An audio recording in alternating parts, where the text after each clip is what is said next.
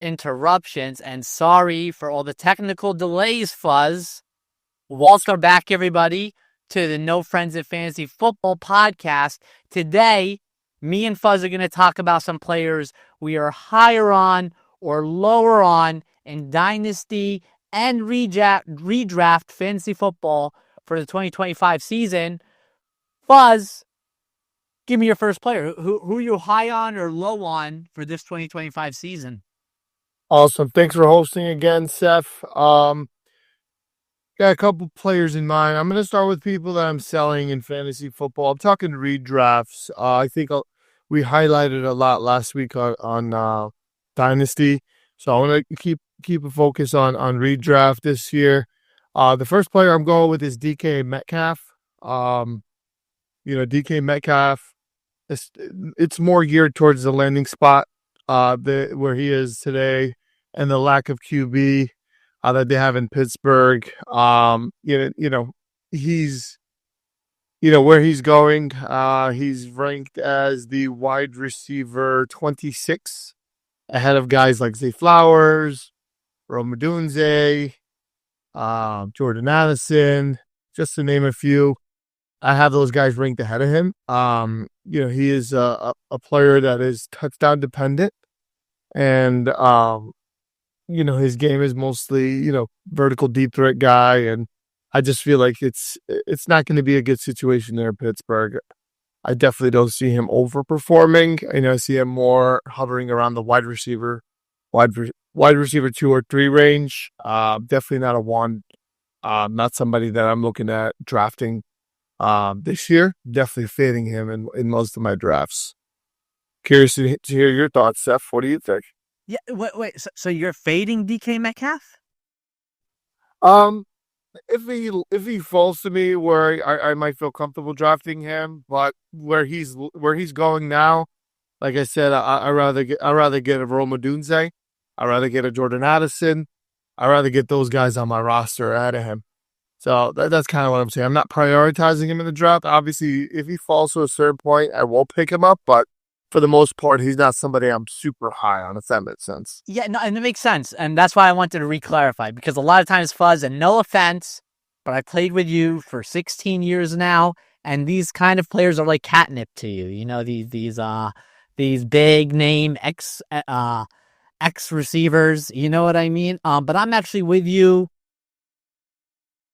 A player I would target in that receiving room would be Calvin Austin, just because he'd be at a lower cost. You got to figure somebody else is going to get some targets in that offense. But with that being said, that offense in its entirety is an offense that we're not high on, and I know it's probably contradicting that I just mentioned Calvin Austin, but a la Deontay Johnson, Chase Claypool, Martavius Bryant, other receivers who've come up in Pittsburgh, I'm high on Calvin Austin in terms of him just being an emerging talent. I don't know if you have any takes on Calvin Austin. What are your thoughts on him? Let's see where he's ranked. Oh no, he's probably in the gutters. I know that's like a sleeper type. Yeah, so I think you're definitely looking at a lottery pick there, but I don't have a lot of hopes for him. Like I said, I think DK Metcalf and Pat Freiermuth are going to be 1 and 2, but like I said, these aren't sexy names, guys. Calvin Austin's not really going to tickle anyone's pickle here, but Steph is high on him. So, besides Calvin Austin, let's talk about someone you could get. If you don't, hold on. Yeah, sorry. I was just gonna say, let's talk about somebody that you're really high on. A player that is gonna go in drafts, not. Hold on. But the reason why, and we're talking dynasty right now, right? Right now, what was that? We're talking redraft and dynasty. For the most part, redraft and dynasty, right? Now, in redraft, you could potentially get a second string receiver for nothing for your last pick in the draft. I think that's worth mentioning. Somebody who could emerge and be a wide receiver 2, wide receiver 3. it doesn't. I do expect him to kind of go into that wide receiver 2 slot. But okay, enough about Calvin Austin. I'm sorry. I know I'm probably going on a rant. I already am. Somebody else I'm high on in at least super flex. I'm actually really high on is Brock Purdy. At this point, what's the difference between Brock Purdy and Joe Burrow? I think Brock Purdy could be considered the knockoff Joe Burrow. You're giving me those crazy eyes. What? You don't agree with that? No, definitely not. I'm sorry, Seth. I strongly disagree, and I'm sure everyone listening is probably pulling their hair out at this point. But Joe Burrow, the guy that threw for pretty much 5,000 yards, he has Jamar Chase, he has T. Higgins. Uh, Purdy's okay, right? He's the 14th ranked quarterback. He lost Deebo Samuels. Ayuk is injured. His number one target is Kittle, the tight end that's aging. And then his wide receiver one is Ricky Pearsall, sophomore. So I think when you talk about a player that threw for 5,000 yards and a player that threw for, 3,800 yards with Brandon Ayuk injured, with Deebo Samuels having pneumonia. Yeah, no, I mean, listen, so I get it, but I'm looking at the outlook for this year, and based on the current situation, I don't even think they're even in the same category. Like Joe Burrow's in the tier 1 quarterbacks, right? He's with the Lamars, he's with the Josh Allens, the Jaden Daniel, and then he got Brock Purdy in the tier 3. Yeah, so I think he's going to have a good year, but to compare him to Joe Burrow is an insult. I'm just saying. Well, I don't mean, and I'm actually, it's a compliment to Brock Purdy for the most part. But at the end of the day, I would never compare Joe Burrow with Lamar Jackson or Josh Allen or any of these dual threat quarterbacks. At the end of the day, I would say Joe Burrow is of the same family as Brock Purdy. They're the same type. They're the pocket passers. At the end of the day, the pocket passers could be a trap in fantasy football. Historically, running quarterbacks have given fantasy players an edge season after season. Nowadays, there's much more running quarterbacks. You could go in the back end of a draft and take someone like Anthony Richardson. Boom, you got a running quarterback who could actually produce. Now, let's take a look at the 49ers situation going into the 2025 season. They have a depleted defense. They've lost a lot of good players on defense. Their offense, on the other hand, I mean, say what you want. Jawan Jennings, I'm really high on. Ricky Pearsall, I'm really high on. I'll double down on this take. I would take them light years ahead of George Pickens. I'm going to double down on that take. Okay? High on that. George Kittle was the only tight end last year to match the production of Brock Bowers. He's another player who I'm going to bring up a little later on, who I'm high on going into the 2025 season as someone where you could kick you know what I mean? So Brock Purdy is going into this season with a depleted defense, and guess what? They have the easiest schedule in the NFL this season. Oh, that's a great take. They're going to be passing the ball a lot. I can't have to see. So that's high on Brock Purdy. Did I make my Purdy case? You definitely did, and I think you recovered really well after you brought up Joe Burrow. Just all right, another player that I am high on. I'm gonna actually go with Caleb Williams. Caleb Williams' rookie year was a little bit of an up and down. We've seen flashes of greatness, and we've seen really, really, really poor performances. But I think the times we've seen the flashes and of what he could do kind of give us a glimpse of what's possible.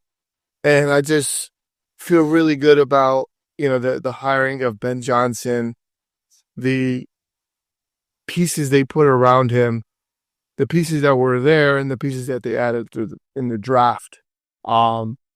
I do feel like, right now he's ranked as the 11th quarterback, which is actually I think that's a really good ranking. I have him ahead of maybe, one or two guys, not too much, but I think that's a very fair ranking around QB 11. What do you think about that take?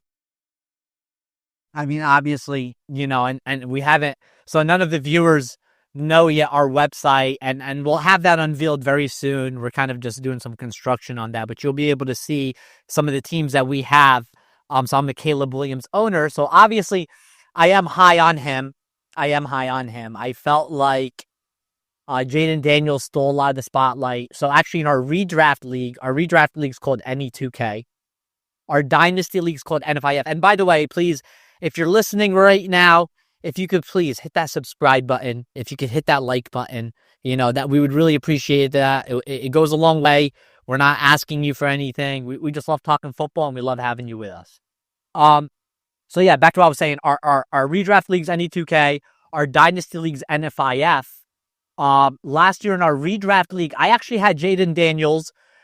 Full transparency, I really wanted Caleb Williams, but I did get Jaden Daniels.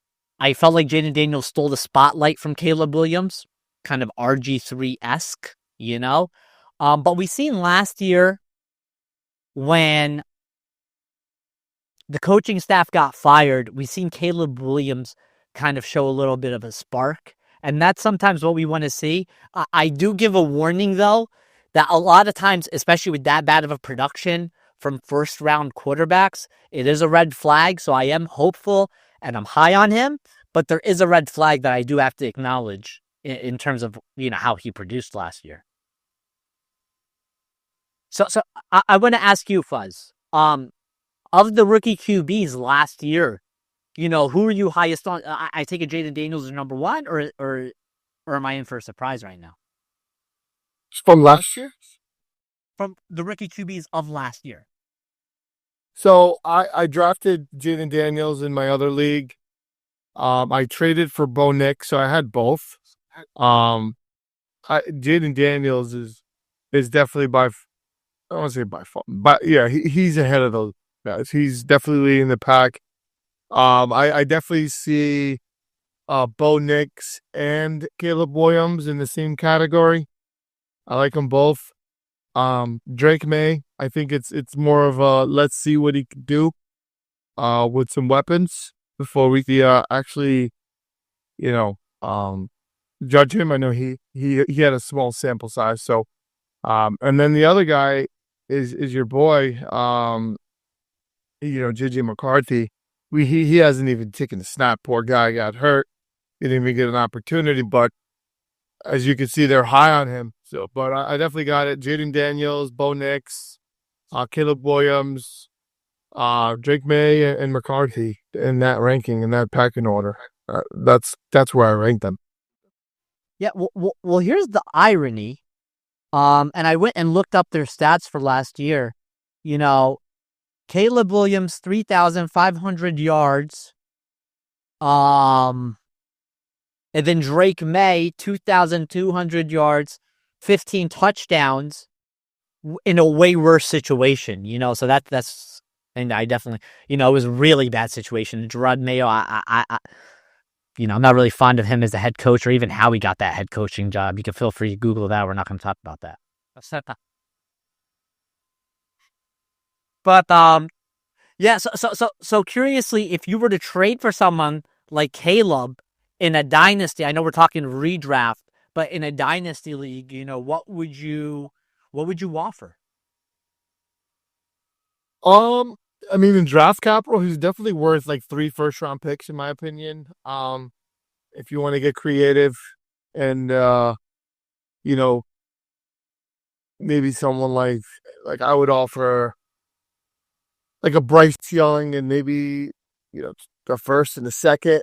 That's kind of like the value I see in that. Excuse me as I try to fish for trades. I said I'm not accepting that. I'm joking though. Curiously, so who would you rather have? I'm gonna give you 2 different scenarios here. Kind of going back to Brock Purdy. Who would you rather have in 2025, Brock Purdy or Caleb Williams? Caleb Williams only for the upside and what he can do. Yeah, I'll take that all day. Second scenario, who would you rather have? I'm sorry, now I'm getting away from Caleb Williams. Brock Purdy or CJ Stroud? CJ Stroud. See, that's where I would take Brock Purdy well over CJ Stroud, without a doubt. I know. I mean, listen. At the end of the day, CJ Stroud had a bad year compared to his rookie year. You know, the expectations last year were really high. There were a bunch of injuries there. He still finished with almost 4,000 yards. Yeah, they added a lot of weapons to that offense. I do feel like he will have a really good season this year, bounce back season. I just think CJ Stroud's a better quarterback. But hold on, I'm sorry to interrupt. But Fuzz, can I ask you a question? Because you have everything up in front of you. My computer was freezing up. The screen. But curiously, how far ahead is CJ Stroud being taken from Brock Purdy? Where are they ranked? Purdy's ranked ahead of him. Purdy's ranked ahead of him. Yeah, QB 14 is Purdy, and then CJ Stroud is 17. So, okay. And look, I'm actually high on CJ Stroud, but the reason, so I'd put CJ Stroud in that Joe Burrow pool as well, right? These pocket passers where there's a lot of, regression in terms of they might score a lot of touchdowns one year through the air, but the next year it could be through the ground, and it could likely be from their running backs, Yeah, no, I agree. Like a quarterback like Joe Burrow, right? When you put him like side by side to like a Josh Allen or Lamar, like a pocket passer needs to throw for 5,000 yards and 40 plus touchdowns, right? Where a running quarterback can rush for 800 yards, rush for 10, throw for 3, and blow them out of the water almost in some cases. So I get your case. I agree in a sense because pocket passers, it's in the sense where like now every quarterback is running. Right now we only have a handful of quarterbacks that are we call them statue quarterbacks, pocket passers that don't move. But there are some mobile quarterbacks. I mean, CJ Stroud's definitely not the most mobile quarterback, but he could move around if he needed to. But yeah, no, I get the take with Brock Purdy, but I think just looking at it from what I think is going to happen this year, more of like a prediction, like I see the future. I definitely see CJ Stroud, not only because I own him in Dynasty, but I just I didn't know you like him as a player, as a prospect, and I think he'll be a top 10 quarterback. You probably thought right now I was coming on some type of angle trying to like rob you for CJ Stroud or something like that. That was not intentional. Trying to sell low, huh? What's that? You're trying to buy low. Yeah, exactly, right? Maneuver a deal just like you swindled me for Travis Kelce. I don't even want to talk about that on air right after the last show. Definitely not talking trades with you after this episode.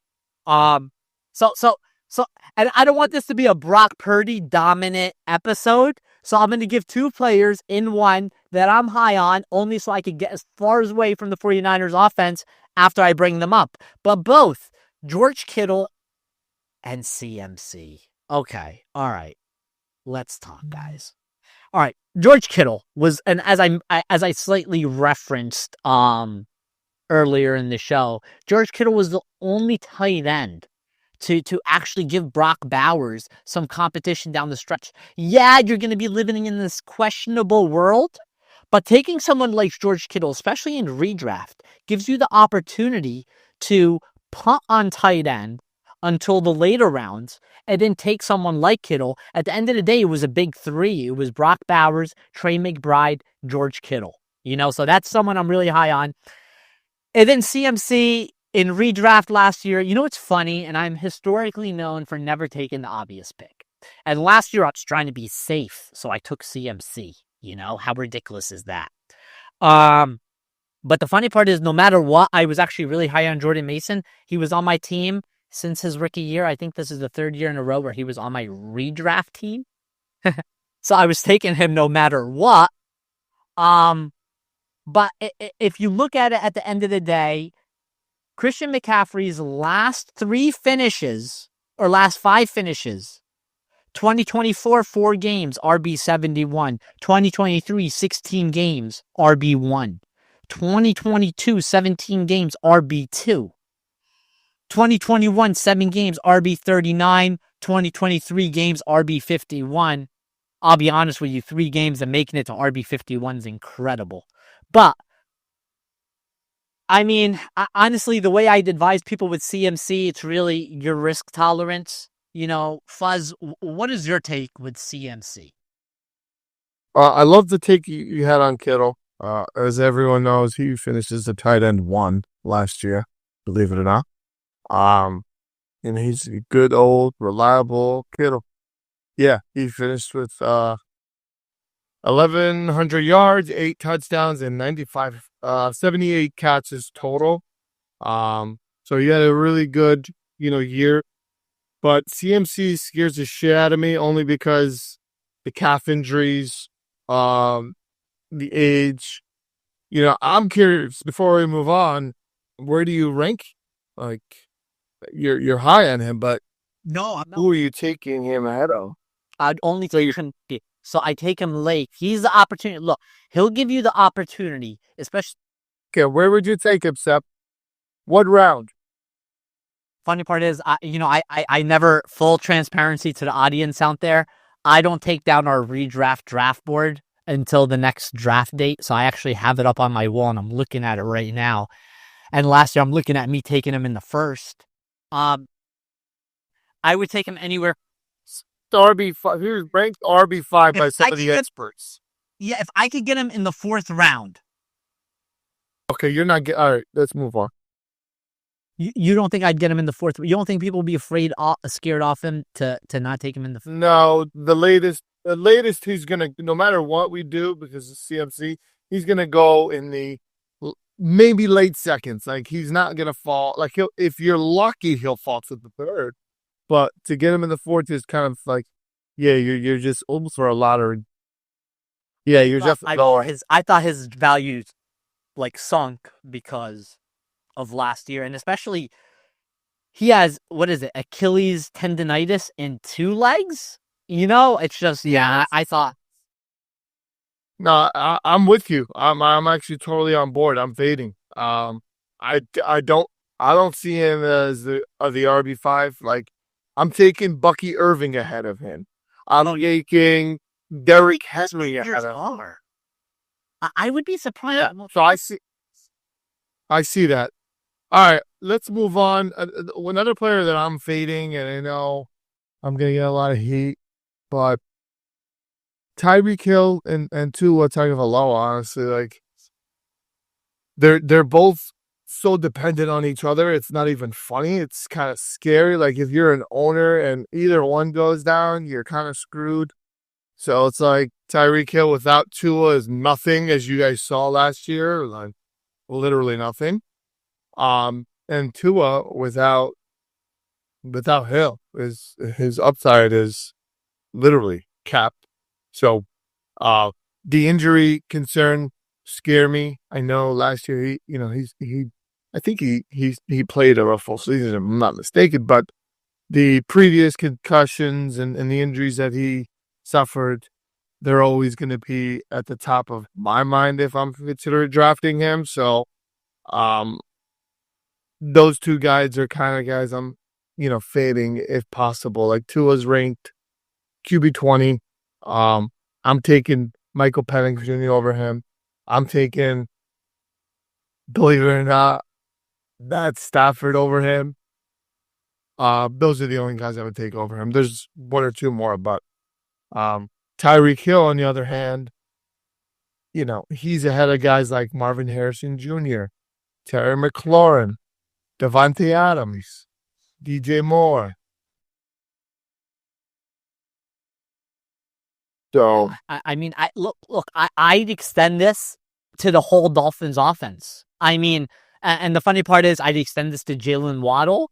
I'd extend this to everybody. The last time we seen Tua, when he had an injury, they were talking about him retiring. This was a serious conversation, and it's not the first time we had this conversation during Tua's career. No fault to Tua. It's just, it's life, you know? And this was something that he was serious about, and he came back really stubborn about, and it's realistic that we do see Quinn Ewers at some point in the 2025 season. I really wouldn't be shocked. The Dolphins as a whole look like a team to me that are prepared to hit a brick wall. And I'm sorry to say, you know, the Mike McDaniels offense has gotten stale, right? When we first seen this offense, they were so great at creating space, and what they did in that open space, we kind of seen that go down more and more. You know what I mean? And you know, so it's really Tyreek Hill, you know, aside from the age cliff and everything, and I think it would be interesting if they did trade Tyreek Hill. But yeah, I mean, I'm down on the whole Dolphins offense. I think that was a great take, Fuzz. I guess, you know, I'll kick you with another player. I mean, what are your thoughts on someone like Davante Adams? How are you feeling about him in the Rams? I know you said you would take Matthew over. I'm all over Davante Adams. I'm gonna wherever I can snag him, I'm snagging him. I've a bit, you know, if he's 32, I don't give a shit. Excuse the language. I don't know if I'm allowed to curse, but Davante Adams, in my opinion, he's one of the best receivers, best route runners. Put him in a good situation, and the guy's gonna shine, man. You know, didn't work out in the Jets. You know, he had 1,000 yards, 8 touchdowns, right? That's last year, guys. And Aaron Rodgers didn't really play well. We saw what Stafford did. Stafford was lighting it up. Stafford in that offense did really good. So, you know, he's going to fill right in, I think.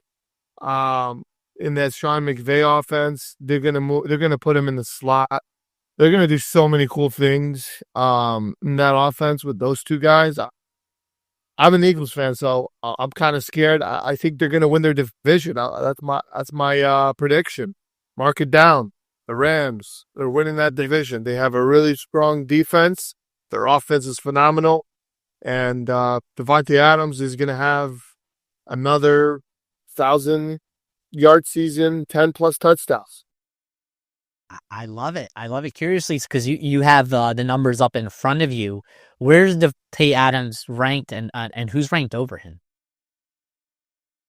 So right now we got Davante Adams in the mid-range. So he's wide receiver 9. This is in a PPR format.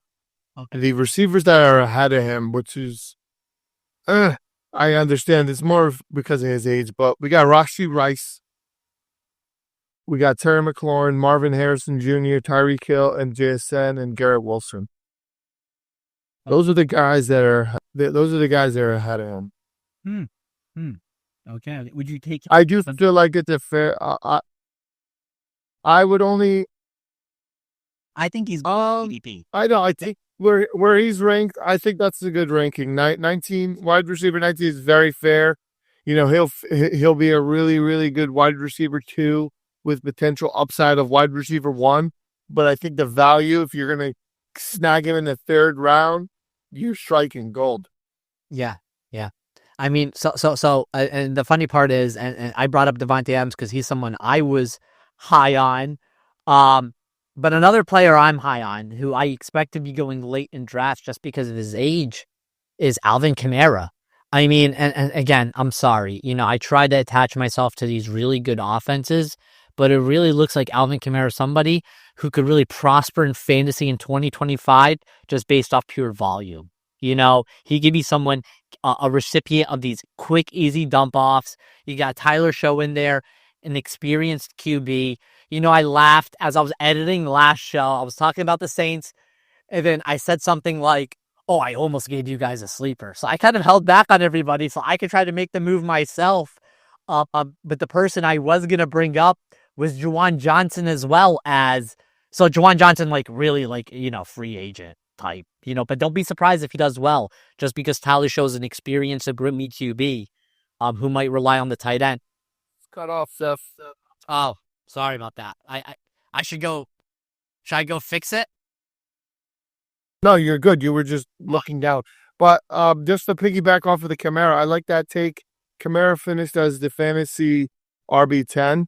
I think if he could pick up, the concern I have is the amount of touchdowns, right? So he had, 950 yards rushing, almost 600 yards receiving, but only 8 touchdowns. Those numbers are with 70 catches. Very good. But if he could, get 12 to 15 touchdowns, we're looking at top 5 production there. But I'm just a little concerned about the offense and the QB situation there. But I think if you said going off pure volume, the guy's only 29. He's still got some juice left in the tank. I do think from a value point of view, I like that take a lot. So, who's someone else you're high on or low on, Fuzz? You got anyone else, Mark? I got one more guy. I'm really high. What's his name? Let me go. If I wrote it down. Calvin Ridley. Yeah, Calvin Ridley. I've always been high on him. I think last year with Will Levis, it was just a terrible situation. So I'm looking at situations that have improved, right? And Cam Ward is a guy that can, throw the ball deep, vertical deep threat. Calvin Ridley is, and we've seen some flashes right from Will Levis at times where they'll do a nice play action and he'll find his receiver deep for a 50-yard touchdown. So Calvin Ridley can burn people deep and get those long touchdowns. And guys, in our league, we get compensated by long touchdowns via bonus, right? So when we look at targeting receivers, we want to get those guys that give us that big splash ability. And Calvin Ridley is a guy that's been proven to do that. And I just feel like if with Cam Ward's arm, which he does have an arm, and he's a lot more accurate than Will Levis, right now we have him ranked. I'll tell you, he's ranked at 34. So Calvin Ridley. Good value there. So curiously, who would you take Calvin Ridley over? Who's ranked above him that you would take him over? He's ranked above. We got Addison. No, I wouldn't take him over Addison. I would take him over Waddle. I would definitely take him over Chris Godwin only because of the injury concerns. I'm taking him over DK Metcalf. I'm taking him. Yeah, that's probably it. Hold on. I would agree with you on the DK Metcalf just because, and even, it's the irony. If the Steelers, and I believe today, if you asked me, are they going to sign Aaron Rodgers? I would say yes, they're signing Aaron Rodgers. The funny part is this depleted version of Aaron Rodgers is probably going to be the best quarterback they've had in the last 5 years. That's just a side note. But I definitely, I'm not taking anybody on the Bucs roster. You want to have him. If he's a Buck, you want him. The Buccaneers are one of the best offenses in the NFL. And if the hive mind has it wisened up and gotten up to this fact, we should be taking advantage of that and trying to buy any Buccaneers that we could possibly buy. So with that fact, whether it's a 75% Chris Godwin or a 55% Chris Godwin, I'm going to take Chris Godwin. And that stands on the fact of where that's probably based on the perception of where I view Baker Mayfield in comparison to Cam Ward. I was about to say Cam Newton, but yeah, it's fine. I don't expect Cam Ward to be that much of a crazy upgrade to Will Levis, and that's just me and my take. And I'm not very high on Cam Ward. So I guess the last player I'll bring up is someone I'll bring up too. I'll give the audience. And by the way, guys, if you could, by the way, this is the No Friends of Fantasy Football podcast. If you could please hit that subscribe button. If you're still watching right now, that means you love football as much as we do. And we want to always have you here to tackle football with you. You know? But players, two players who I'm high on, who I think in Dynasty fantasy managers, if you don't have your rookie draft yet, target this player. And if you could try to get this player to trade, I'd try to get him. But Caleb Johnson, I'd take him in redraft. I'd take him in Dynasty. I trade for him. You got to look at it. Jalen Warren's on the last year of his contract. This team didn't have a second-round pick. They gave that up to get DK Metcalf. Their fourth-round pick was very valuable to them. You know, it's just Caleb Johnson, you know, pre-draft was compared. He was compared to James Conner and Najee Harris. Like he's a Steelers running back through and through. They love these types of players. So I jump all over that. And another player, another rookie who I'd be targeting in all formats is Matthew Golden. You know, Christian Watson, how long? Christian Watson's out for the year, I believe, correct? It's already been announced. Christian Watson. Yeah, he's out for he's out for the year. And as a prospect, Matthew Golden is a better prospect than Christian Watson. And listen to me, please, guys, those of you listening, trust me, I'm not the kind that falls for this type of clickbait. And just because a guy was really fast at the scouting combine, I'm usually the kind that when the crowd goes left, I go right. You know, prior to the scouting combine, my notes were littered with Matthew Golden. He was supposed to be my sleeper who I picked up late. You know, his stock went through the roof. And honestly, I believe rightfully so. If you see a manager that's not valuing him, if you see him falling in drafts, if you see him, I say jump all over that. You know what I mean? Especially, you know, Jordan Love, this offense, you know, I'm definitely high on them. Fuzz, you're the man for always making time to give us your picks. I wanted to ask you about a few situations in the NFL. It's really up to you. I mean, should we? Yeah, whatever let's do it. Let's wrap it up with that. So, what's your opinion on this Tush Push ban? Well, I mean, I'm glad they didn't ban it. As an Eagles fan, it's one of our strengths, right? Yeah, I feel like every team has the same opportunity to do it, right? We just do it better. And you know, for anyone that has Jalen Hurts is loving life right now.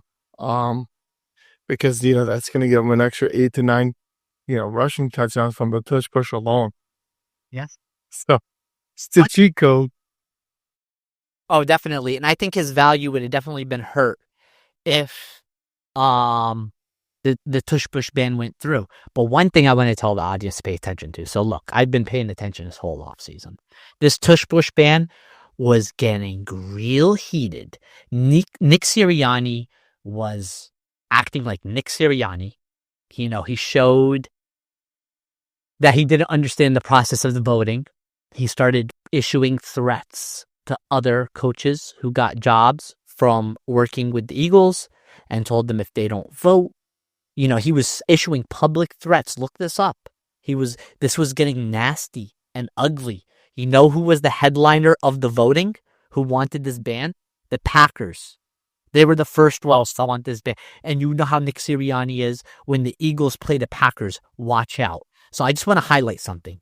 There were only 10 teams that voted in favor. Now I picked up my mic so I could emphasize what I'm saying. I want everyone to pay attention because you're going to pay attention to these games when they come up. And this might tell us something about these offenses. Look, this is what I do. I look at the tea leaves. I read between the lines. I try to create my own narrative. So right now I'm giving you guys a glimpse into Big Blue's brain. So let's take a look. The teams that voted against the ban are the Philadelphia Eagles, Jalen Hurts. The Baltimore Ravens, Lamar Jackson. The Cleveland Browns, only God knows. The Jags, Jacksonville Jaguars. Trevor Lawrence and this like innovative offense with Liam Cohen and James Gladstone. Let's hope it's not Urban Meyer. The New York Jets with Justin Fields. Teams that voted in favor of the Tush Push. The New Orleans Saints. I don't know if they know what they're doing anyway. The New England Patriots, Drake May. The Miami Dolphins, Tua. Don't do that to him. And the Tennessee Titans, Cam Ward. So pay attention to that, right? The teams that were very vocal about being against it, claiming it was because of health concerns, right? A play that we never seen injuries from. Are the Green Bay Packers, the Buffalo Bills. These were headliners. Like they really wanted this out. There was another team. I'm trying to remember who, but just a little nugget out there to keep in your brain for when these teams face each other. I think the Eagles face the Packers week 1. Is that correct or no? Is it the Packers? I didn't even check the schedule. Hold on. Think so. No, they say it's the Cowboys. I'm sorry. I'm sorry. Oh yeah. But they do face the Packers at some point this season. I think it's an away game. I think it's something like that. But honestly, that's all I have for everybody. Fuzz, do you have anything else to say to everybody? No, I think the only thing for anyone that wants to do a prop for the season. Oh, yes. Can we get into some of those, please? Yes. Do you got any bets for us here? Yeah, so I'm taking Bo Nix over 3,400 passing yards. I'm taking Bryce Young over 3,100 passing yards. I'm taking Caleb Williams over 3,600 passing yards. I'm taking CJ Stroud over 3,800 passing yards. I'm taking Drake London. Yes, season. I'm taking Drake London over 1,050 receiving yards. I'm taking Garrett Wilson over 900 receiving yards. George Pickens for 900. And then Marvin Harrison Jr. for 925. All right, $10 bet wins $1,700, guys. Listen, I'm not here to encourage gambling. Your bet from last year? Yeah, so last year I did a $25 bet to win 1,000. I took Malik Neighbors as a rookie over 1,000. I took Terry McLaurin over 1,000. I took Drake London over 1,000. I took Brian Thomas Jr. over 1,000. And I think it was another receiver I forgot. But those are the guys I remember. No, I didn't. I was gonna take Brock Bowers, but then I chickened out. If I would have took Brock Bowers, I would have probably the payout would have been like $5,000 instead of 1,000. Because the odds for him were, yeah. But so how much did you put down? How much did it pay out? I put down 25. It paid out like 1,000. Oh wow, that's crazy. And what platform is this, by the way? I use FanDuel. FanDuel. You hear that, FanDuel? If you want to sponsor us, FanDuel's not a sponsor, but if you'd like to sponsor us, we're down to have some meetings. Fuzz, just so that the audience doesn't have to so the viewers don't have to rewind it back. I kind of interrupted you a few times. Could you say the picks one more time? Yeah, so the picks I am recommending for this year. So I took Drake London over his receiving yards, which was 925. I took Gary Wilson over 900. And then I took Marvin Harrison Jr. over 925. I took George Pickens over 900. No, I mean. And then I took CJ. The ones you're advising them to take. That's this year. Oh, okay. I'm sorry. Yeah, it's okay. CJ Stroud, 3,800. Caleb Williams, 3,600. Bryce Young, 3,100, which is super low. I think he's going to go over 3,500. Bo Nix over 3,500. So these are honestly obtainable numbers. Obviously, the only thing we can't really predict is injury. There were two bets that I lost last year because Dak Prescott got hurt, and that cost me a little bit. But yeah, those are the picks. Yeah, unfortunately.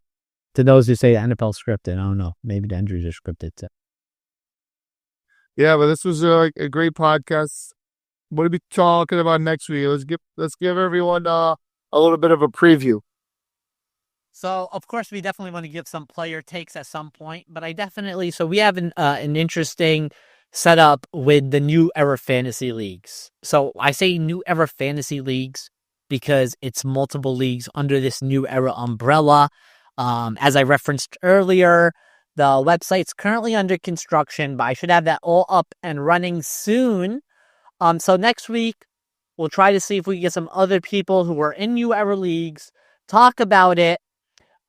We could give commissioners some ideas of some changes to implement for the upcoming season. This is the time of the year too, where you definitely want to take a look at your league settings, dust them off, adjust something. So we'll kind of inspire you guys with some ideas, tell you a little bit more about our leagues, while also giving out some player takes at the same time. Does that work with you? Yeah, no, that sounds great stuff. I love it. I love it. As always, Fuzz, I love spending time with you, and I love spending time with all of you out there listening. Please look, comment, subscribe. Please give us some feedback, right? Feedback, constructive feedback is always welcomed here. Let us know what you think. Let us know where we could improve. I know I interrupted Fuzz a few times. I got to work on that. But let us know where we can improve. Subscribe, and we'll see you next time. Love you all. Take care.